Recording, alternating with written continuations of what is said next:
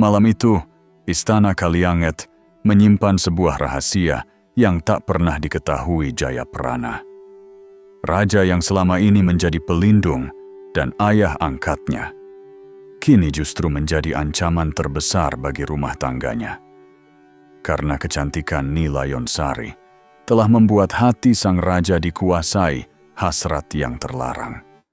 Malam itu, sebuah pertemuan rahasia digelar di dalam istana. Di sanalah rencana paling kejam dalam sejarah kerajaan Kalianget mulai disusun. Bagaimana nasib Jayaprana dan Layonsari setelah malam itu? Mari kita lanjutkan kisahnya.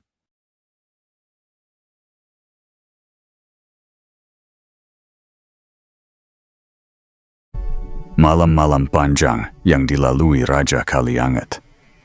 Sejak melihat Nilayonsari, di hadapannya telah mengubah sesuatu di dalam istana. Dari luar, kerajaan masih berdiri dengan ketenangan yang sama. Pelataran batu tetap dibersihkan setiap pagi. Para pelayan tetap menata sesaji. Para abdi tetap bergerak dengan langkah tertahan di bawah wibawa kerajaan. Dan kehidupan di Kalianget tampak seolah tidak terganggu oleh apapun. Tetapi di balik dinding-dinding istana yang kokoh, hati sang raja sedang tenggelam dalam kegelisahan yang tak lagi mampu ia kendalikan. Hari-hari yang berlalu tidak memadamkan bayangan Layonsari. Justru sebaliknya, bayangan itu semakin jelas, semakin dekat, dan semakin menguasai seluruh pikirannya. Setiap sudut istana seperti memantulkan kembali wajah perempuan itu. Mengapa bayangan perempuan itu selalu datang? Bahkan ketika seluruh istana telah terlelap. Setiap malam terasa lebih panjang daripada malam sebelumnya. Dan setiap pagi yang datang bukan membawa ketenangan, melainkan hanya memperpanjang siksaan batin yang ia tanggung sendiri. Pada titik itulah Raja Kalianget mulai menyadari bahwa ia tak bisa lagi menyimpan gejolak itu seorang diri. Ia membutuhkan jalan keluar. Bukan jalan keluar yang lahir dari kesabaran atau pengendalian diri, melainkan jalan keluar yang mampu mengubah kenyataan. Aku telah mencoba melupakannya, tetapi semakin kulawan, semakin kuat hasrat menguasai batinku. Sebab selama Jayaprana masih hidup sebagai suami Layonsari, selama pasangan itu masih tinggal dalam rumah tangga mereka yang baru, maka hasrat sang raja akan terus berbenturan dengan kenyataan pahit yang tak sanggup ia terima. Dan karena tak mampu memadamkan keinginan itu, raja mulai berpikir tentang cara untuk memindahkan penghalang yang berdiri di hadapannya. Penghalang itu bernama Jayaprana. Kesadaran itu mungkin datang seperti racun yang menetes perlahan ke dalam hati. Pada awalnya samar, lalu semakin jelas, lalu akhirnya terasa seperti satu-satunya jalan. Jayaprana bukan musuh. Jayaprana adalah anak asuhnya, pemuda yang ia besarkan, orang yang selama ini mengabdi dengan setia. Tetapi justru karena itulah, keberadaan Jayaprana menjadi semakin menyakitkan bagi raja. Setiap kali memikirkan Layonsari, wajah pemuda itu ikut muncul sebagai bayangan yang tak bisa dipisahkan. Dan lama-kelamaan, kasih sayang yang dulu diberikan raja kepada Jayaprana mulai tercampur dengan sesuatu yang lebih gelap. Rasa benci karena pemuda itu memiliki perempuan yang diinginkannya. Pada suatu malam yang terasa lebih sunyi daripada biasanya, Raja Kalianget mengambil keputusan pertama menuju kehancuran. Panggil semua orang kepercayaanku, malam ini juga. Jangan sampai seorang pun mengetahuinya. Daulat Paduka, titah akan segera hamba laksanakan. Ia memerintahkan agar beberapa abdi kepercayaan dan orang-orang terdekat istana dipanggil secara diam-diam. Bukan pertemuan besar yang diumumkan kepada seluruh penghuni kerajaan. Bukan sidang resmi yang dibuka dengan tata upacara. Ini adalah panggilan yang bergerak dalam bayang-bayang, disampaikan dengan hati-hati, seolah apa yang akan dibicarakan di dalamnya tak boleh sampai menyentuh telinga orang banyak. Satu persatu orang yang dipercaya raja mulai datang ke istana pada malam itu. Mereka adalah orang-orang yang telah lama berada di sekitar kekuasaan. Orang-orang yang tahu kapan harus berbicara dan kapan harus diam. Orang-orang yang mengerti bahwa jika raja memanggil mereka pada waktu seperti itu, maka yang akan dibicarakan pasti bukan perkara sepele. Langkah mereka mungkin tertahan, wajah mereka mungkin tetap tenang, tetapi di balik itu ada rasa ingin tahu yang besar. Sebab suasana beberapa waktu terakhir memang sudah cukup untuk membuat siapapun sadar bahwa Raja Kalianget sedang menyimpan beban yang tak biasa. Mengapa Paduka memanggil kita selarut ini? Entahlah. Tetapi firasatku mengatakan malam ini bukan perkara kerajaan yang akan dibahas. Malam di Balairung terasa berat. Lampu-lampu minyak menyala dengan cahaya kekuningan yang tak terlalu terang, menciptakan bayangan panjang di lantai dan dinding kayu. Udara terasa diam, seolah seluruh istana ikut menahan napas. Para abdi yang dipanggil mengambil tempat dengan hati-hati, menjaga sikap di hadapan raja yang tampak lebih muram daripada biasanya. Tak ada suara keras, tak ada kegaduhan, hanya keheningan yang menekan. Seolah semua orang sedang menunggu sesuatu yang tak ingin mereka dengar, tetapi tak bisa mereka hindari. Raja Kalianget duduk dengan wajah yang menampakkan kelelahan batin. Ia tak lagi bisa menyembunyikan sepenuhnya apa yang terjadi di dalam dirinya. Tatapannya berat, geraknya lebih lambat, dan seluruh sikapnya memancarkan kegelisahan yang dalam. Para abdi tentu tidak tahu seluruh isi hati rajanya, tetapi mereka dapat merasakan bahwa malam itu mereka tidak dipanggil untuk membahas panen, keamanan wilayah, atau urusan pemerintahan biasa. Ada sesuatu yang lebih gelap, lebih pribadi, dan lebih berbahaya. Akhirnya, dalam suasana yang tegang itu, Raja Kalianget membuka kegelisahannya. Malam ini aku tidak memanggil kalian sebagai raja, melainkan sebagai manusia yang sedang kehilangan ketenteraman. Ia mengungkapkan bahwa hatinya tidak lagi tenang sejak melihat Ni Layonsari. Ia mengakui bahwa kecantikan istri Jayaprana telah merampas ketenteramannya, membuatnya tak bisa tidur, tak bisa makan dengan damai, dan tak lagi menikmati hidup sebagaimana sebelumnya. Layonsari telah menjadi bayangan yang menguasai seluruh batinnya. Dan selama perempuan itu tetap berada di sisi Jayaprana, Raja merasa dirinya akan terus tersiksa oleh rasa kehilangan atas sesuatu yang bahkan bukan miliknya. Sejak melihat Ni Layonsari, aku tak lagi mengenal damai. Wajahnya menguasai setiap pikiranku. Bagi para abdi yang mendengar pengakuan itu, malam seolah menjadi lebih dingin. Mereka tentu terkejut. Mungkin sebagian dari mereka telah menduga bahwa kegelisahan raja berkaitan dengan seorang perempuan. Tetapi mendengar nama Ni Layonsari disebut secara nyata tentu membuat suasana berubah. Ni Layonsari, bukan dia istri Jayaprana?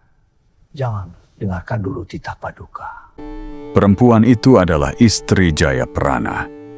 Dan Jayaprana sendiri adalah pemuda yang selama ini dikenal baik, setia, dan dicintai raja. Kenyataan bahwa sang raja menginginkan istri dari anak asuhnya sendiri bukan hanya persoalan hati, melainkan sebuah jurang moral yang sangat dalam.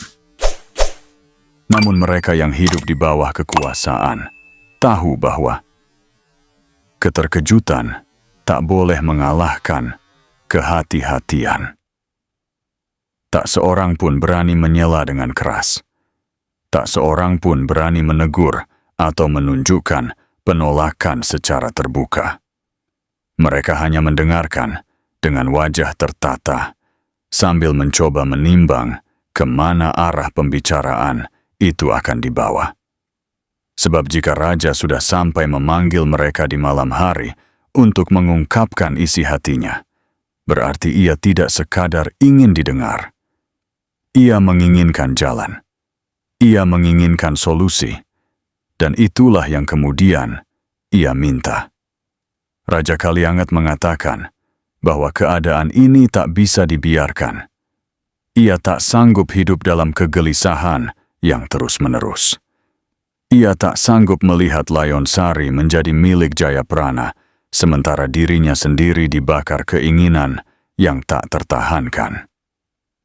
Karena itu, ia meminta pertimbangan dari para abdi dan orang-orang kepercayaannya.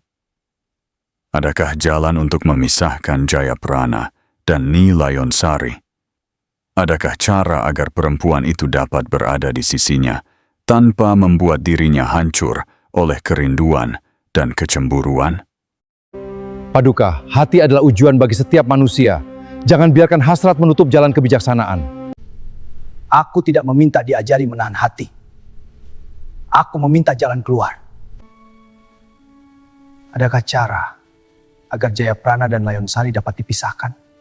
Pertanyaan itu menggantung di udara seperti pisau. Tak ada seorang pun yang segera menjawab.